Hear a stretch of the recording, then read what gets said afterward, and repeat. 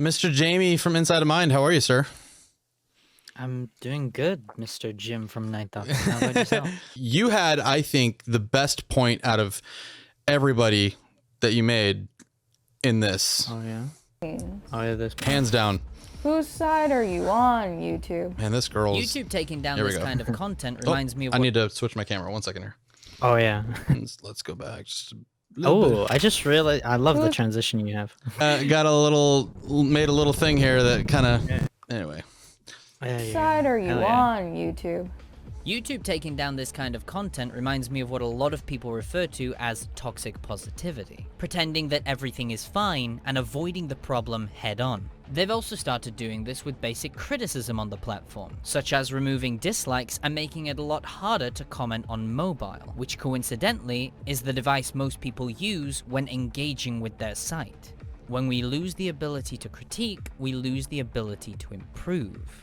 Yeah, I think what's given most people... So that whole notion of toxic positivity, I hadn't thought of that, but it's something that's been in the back of my mind, but I hadn't articulated it to myself or heard it articulated like that at all until you mentioned that, really. And this whole notion of toxic positivity is so apt for this situation. Really? Do you feel like there's something you could expound on there at all? It's hard, really, because I was already struggling to put it in 30 seconds, because it was like, how do you exactly word it? And I think I probably went through a similar thing with you, struggling to properly articulate it until Max actually reached out and said, do you want to elaborate on something? And so I was like, okay, we'll try. I wanted to focus around how YouTube now is... Actually, this is something that even Vosh brought up at some point. When the dislikes were first removed, the first thing we were looking at is, why did that happen? It's very similar to Netflix, where they removed the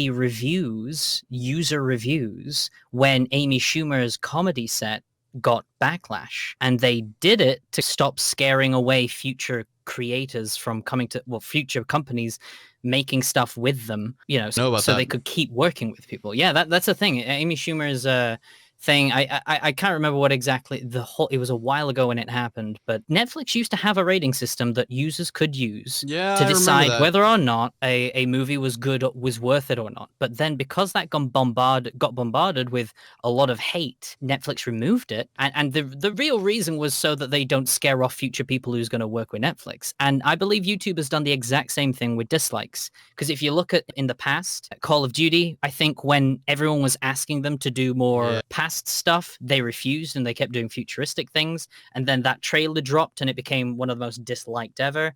There was others that got similar things.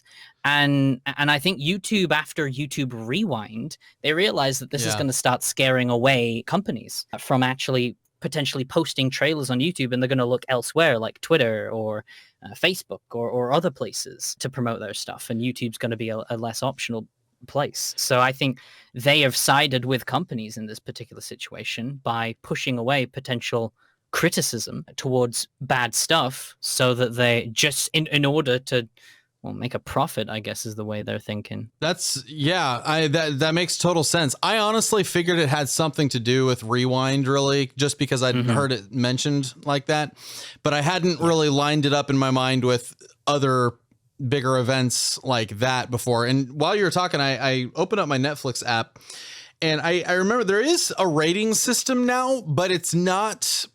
So before, it used to be a star system. And what it would do is it would feed you back titles with what it thinks your star rating would be on a particular title, not what other people have rated it, but what it thinks your star rating would be. And now it doesn't give you anything. You can rate it a thumbs up or a thumbs down, but it doesn't tell you the likes or the dislikes of any particular piece of content. It gives you no indicator whatsoever if you're going to like it or not. They just do a good job with thumbnails and hope that solves everything. And so there is no indicator on Netflix at all if you'll like the content or hate it.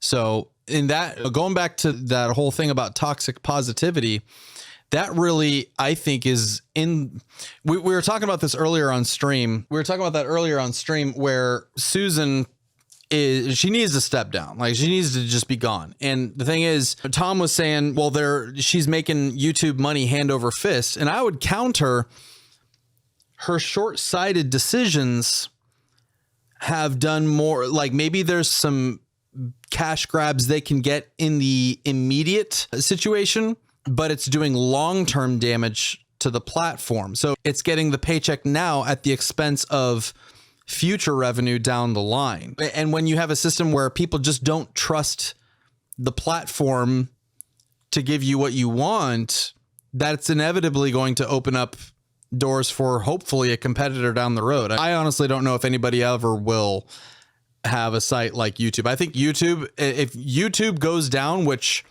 it probably could, I don't think there'll ever be another site like YouTube ever again. I don't know. I absolutely agree. I don't think it's possible. That's why there's not been a competitor. The best way I can really look at it is look at Amazon. They've invested in Twitch and got stuff like that, but they don't touch anything like a video platform like YouTube. And Amazon dip their fingers in everything. Like they obviously tried to create a streaming service. They created a streaming platform. They create products to place. But yet YouTube, they don't even bother touching that. And one thing that I found interesting around, when was it? When did I start YouTube? I need to remember. I think it was 2015 or something like that. YouTube was not profitable at that point. And that was 2015 when it was pretty huge. I've heard that plenty of times. But this is the thing where I'm just about to lean into. Oh, okay. Gotcha. I'm sorry. Yeah. So it wasn't profitable around that time. That was also the same time that Susan Wojcicki, I think, took over. And since then, they've been hiding their actual how much they've made a lot of the times. But so as far as I'm aware, they are making profit now, but compared to everything else that Google makes, I think it's very small in comparison. So even if the argument of Susan Wojcicki is actually doing a good job, I don't know if she is exactly. Right. It doesn't seem like it, considering that there's hints that YouTube doesn't make as much compared to others. And I don't know, with all these adpocalypse that tends to happen with like advertisers going against, I don't really see any positive with her in this kind of, in the job that she's currently in. It doesn't seem like YouTube's making that much profit-wise in the bigger picture for Google or the Alphabet thingy. And not only that, it's also harming creators because they basically just react to whoever shouts loudest. They're not even like responding to anyone or wanting to communicate with anyone. It's just like, who can make the loudest hashtag? We'll focus on you for a little bit. And even then it'll be a duct tape over the crack that you're wanting me to focus on, rather than actually doing anything about it in hopes that you won't make another one. And it's just, it is ridiculous. I think it's just, it does not seem like whatever it is she's doing right now is helping YouTube in any way. And I think if anything, you're probably right in the fact that it's definitely not going to help in long run, but I'm not even sure if she's helping in the short run either, with how much they end up having to spend on like bringing over actors to YouTube and YouTube Originals, the amount of things they've canceled as well. YouTube Originals was going to be this new platform for the next Netflix or something like that, so you have to pay to only see these YouTube Originals. I think they wanted to become the next streaming service and compete with Twitch, but then that kind of, again, I think it was YouTube Gaming, wasn't it, that also collapsed. You talking about Stadia, or are you talking about like the Twitch competitor thing that they were trying to do? I think it was the Twitch competitor that they were trying to do. They were trying to basically YouTube is basically trying to be everything, but without actually fixing any of the problem, but without trying to put it together properly. They just stick everything onto it and then don't really worry about how the algorithm might be screwed up by it. Yeah. What I'm looking at right now, I'm trying to look at the profile, the financials. Here we go. So I was just looking at an article with Business Insider, July 2021 Q2 YouTube earnings were up 84% over the previous year to $7 billion. So, to $7 billion. I thought that would have been more. Right, but what I'm more interested in, which I don't see, is how much they paid. What's the cost of that revenue? Yeah. So the total revenue I'm looking at their income statement right now. Okay. Total revenue was 239 billion. Cost of revenue was 104, but I don't see a breakdown of how that looks. Let me see if there's something in their cash flow statement here. Operating cash flow. Okay, here we go. We might need to see the actual SEC filing. Filings, Google 2021. Okay, so there we go. Market research. Directors, exhibits, financial statements, consolidated balance sheets, consolidated statements of income. Okay, so this is not giving me what I want. Okay, so business overview, YouTube. Trying to find if there's anything on here about operating costs of YouTube. Exactly. Or I got to just Google it. Operating cost of YouTube. Oh, I guess it's mostly people trying to find it too. Yeah, just reverse engineering stuff by looking at salary costs and estimate the cost of running YouTube. So this is back. Oh, wait, hold up. Creators finally know how much money YouTube makes. Oh. And they want more of it. More than $34 billion in advertising revenue in 3 years. This is February 4th of 2020. Google is finally giving investors some information on how the revenue the platform makes, a whopping $15 billion in advertising alone. Oh, yeah, it was $34 billion in 3 years. It's not exactly $15 billion. Alphabet CFO Ruth Porat told investors YouTube pays out a majority of that advertising revenue to creators, although Porat wouldn't say how much of the $15 billion goes to its content makers. She did specifically specify those payouts belong to YouTube's content acquisition costs, which run around $8.5 billion. So with that in mind, if they're operating at 8.5 and paying out, I'm surprised they haven't updated the partner program because right now they take about a 30% cut, right? Yeah, I believe so. And with Twitch takes a 50% cut of everything. I believe they do. Do they do that with bits? I'm not sure about bits. I know with at least subscriptions. With subs, I know it's 50-50, but I think bits, it doesn't. I don't think it does have a cut. But yeah, with subs, they definitely do. It's definitely 50 with Twitch. Okay, so Twitch takes roughly 30% from the initial purchase of bits. That's the initial purchase. But yeah, if you get 100 bits, that's 100 pennies. But I do remember when you buy bits, there's an extra fee. Let's say you buy 100 bits, it'll be like $1.50 or something. So that it basically works out that extra couple of cents goes to Twitch. Yeah. So if you get bits and stuff, it pretty much that's the exact amount you get. But subs is obviously, it's always 50-50 unless if you're a partner, because then you can like negotiate to have it 30 or 25, whatever it is. All right. Honestly, I don't want to take up your whole thing here, and man, I honestly just wanted to talk a little bit about the that whole toxic positivity thing that you were mentioning, because I feel like that was just really apt. And honestly, they're doing it. I think it's a serious thing. We were actually talking about it in chat on the other stream, and it is it's a more common thing now. I think people are starting to talk about it, and I guess this is a good place to bring it up, because YouTube is absolutely doing this with everything that they're doing, covering things up, like the kind of videos that Mama Max makes, and pushes it to the side in hopes that, they don't lose certain advertisers or things like that. Meanwhile, those particular specific advertisers will appear on news of missing people constantly, or like people being jailed for all these certain stuff that's happened. But yeah, and honestly, I don't see a positive outcome with the trajectory that they're on. Susan just needs to go. It just, because the thing is, like, no matter how much money she's making them, that's only one slice, basically. Like you had this one person, because there wasn't really anybody that you can't really compare before Susan to after Susan and really compare them fairly, because Susan has been the only modern YouTube CEO. Yes. And even if she has managed to turn any kind of profit for Google, that doesn't mean somebody else couldn't do a better job. And I think if somebody came on board that actually understood the heartbeat of the platform and really how it operates from the creator's perspective. Like I said in that Answer Us YouTube video, we are the innovators. We're the ones that have a proven track record. We know how to get people behind us. We know how to actually build an audience and things like that. And they know how to crunch the numbers and divine what they probably already want to think from the analytics. And I really do think that's what they have I don't have access to it, so I don't know for sure. It's just, I feel like I have every indication that they go searching through their analytics for answers, but they're trying to find the answer that they want to arrive at.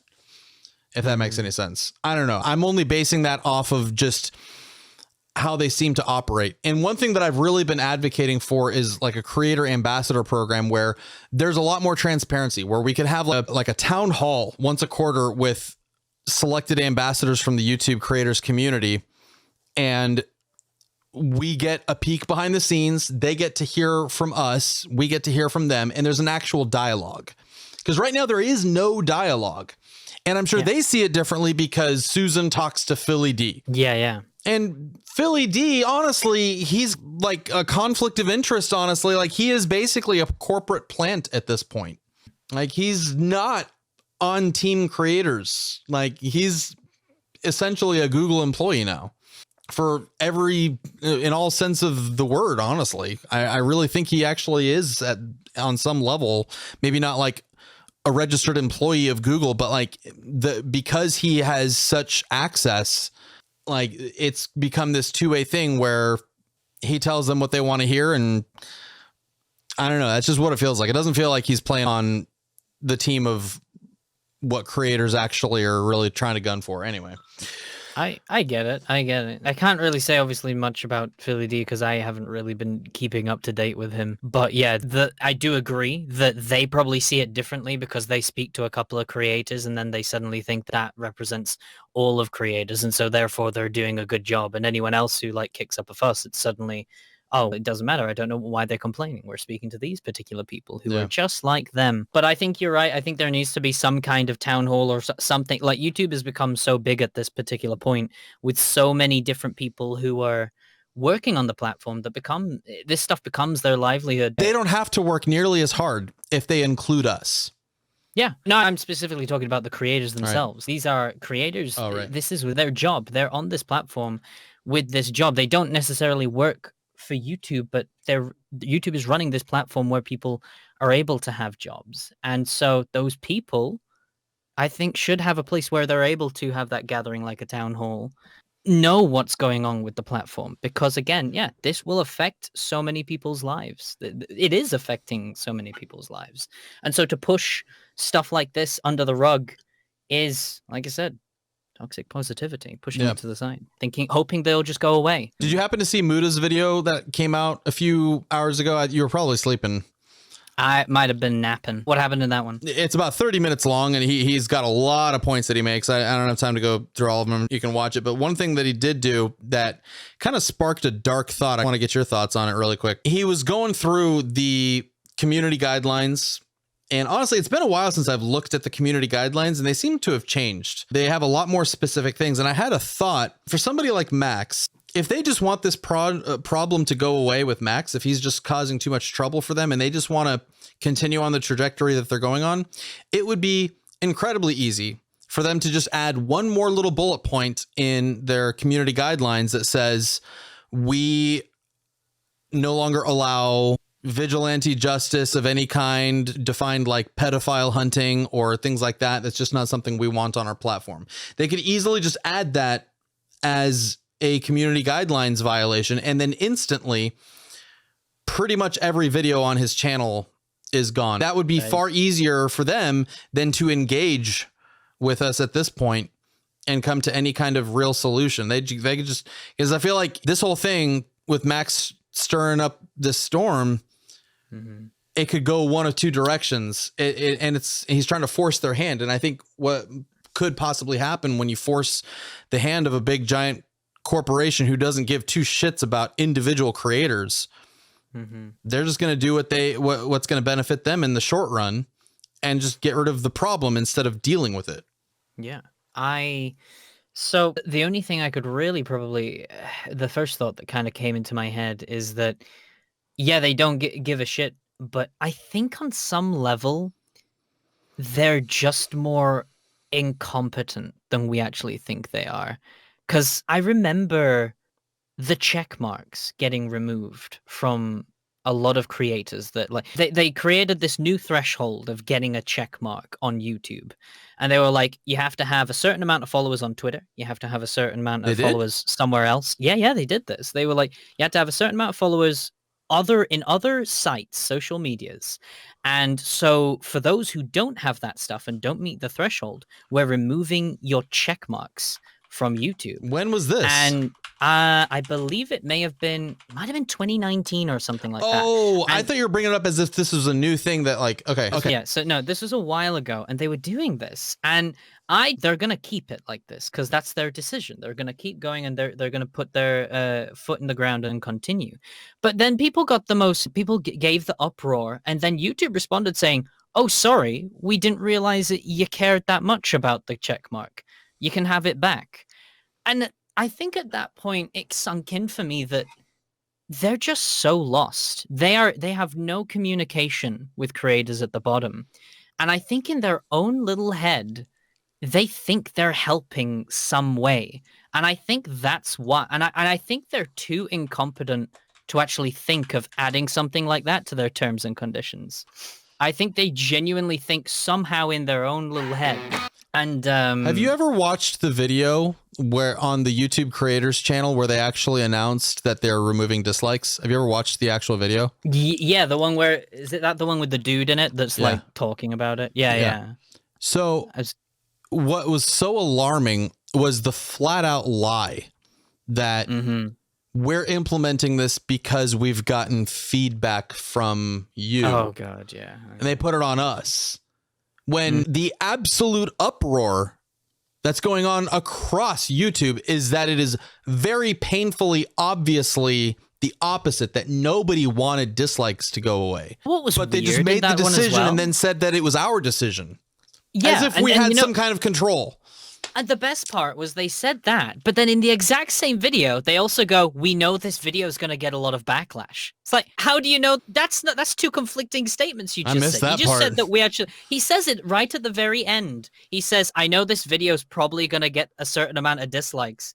And it's you just said that you've been like taking this in from like a bunch of other people that have said this is what we want. And I'm like, you can't have those two statements in the same video.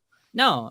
And the second he said that, though, I immediately knew that this is not something they're going to bring back. This is something they've agreed to regardless. They don't care what the actual community is going to say to this. And I was like, that's it. It's over. Which one is, I think that's the, if you click on that video, say it. There was another one, too, where the guy's got a beard.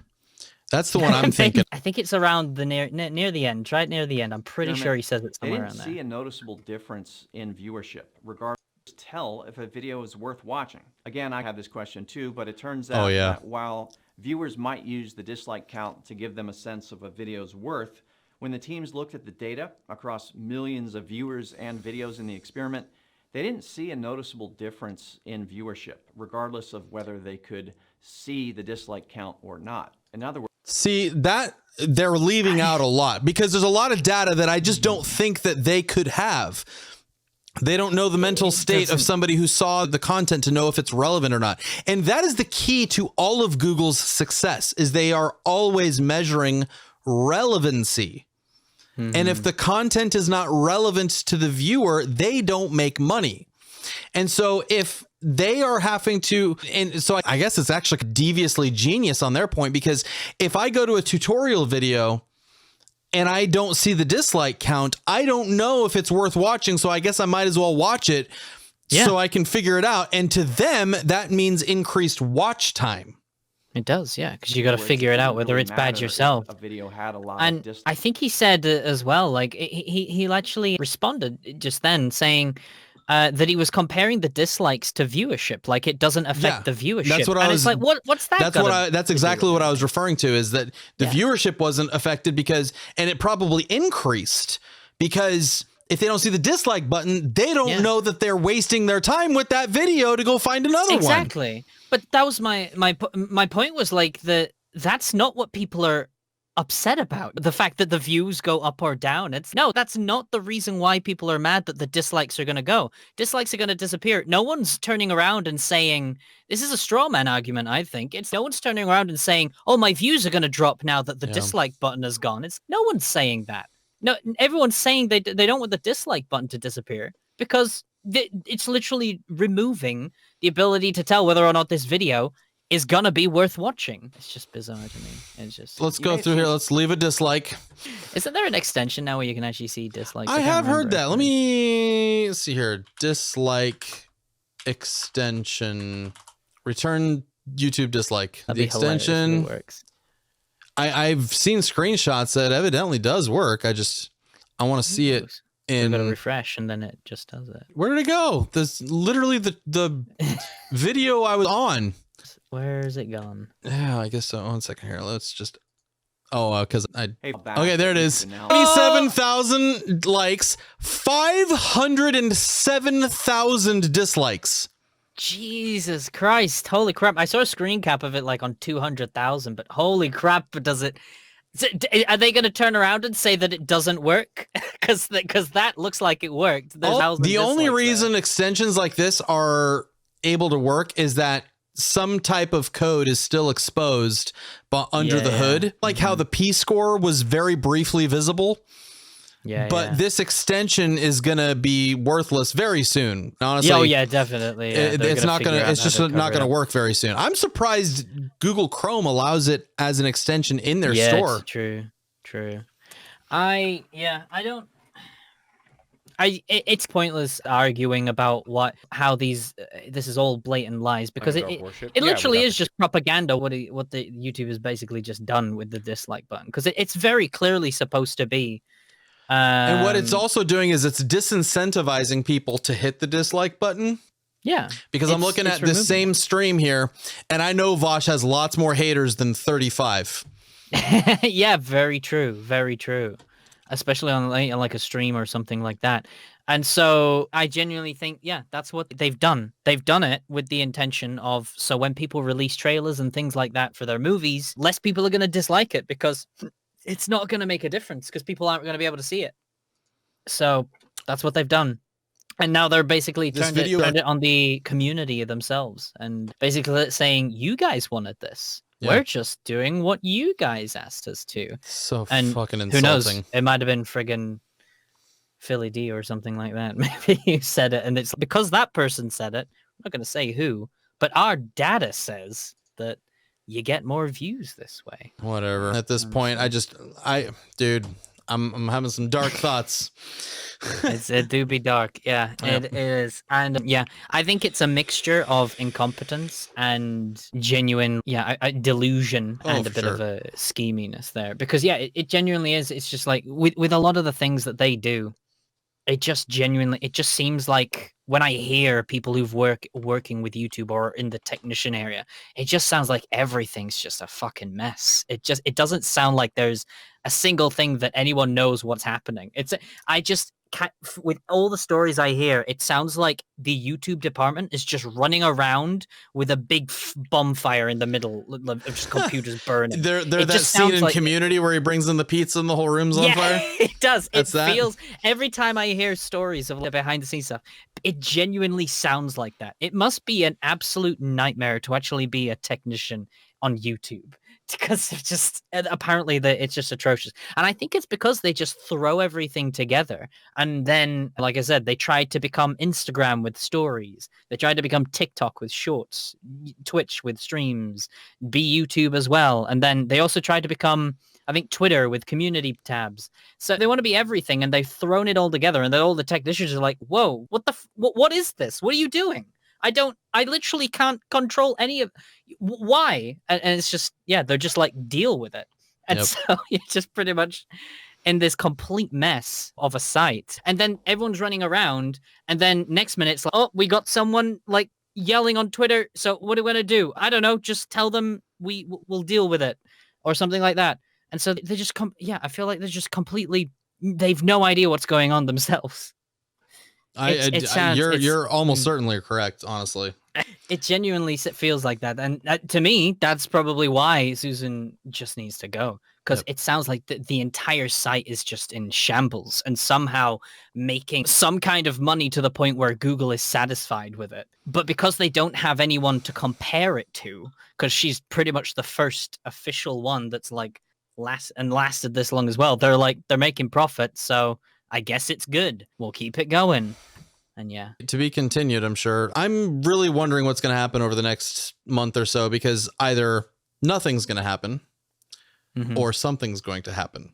And the something's going to happen part is what scares me. Yes. It's certainly going to be interesting because the worst kind of thing, I think what was scary about the dislikes removed is I knew this was going to happen obviously after YouTube Rewind in 2018 or 20? No, it was 2018. You called it, huh?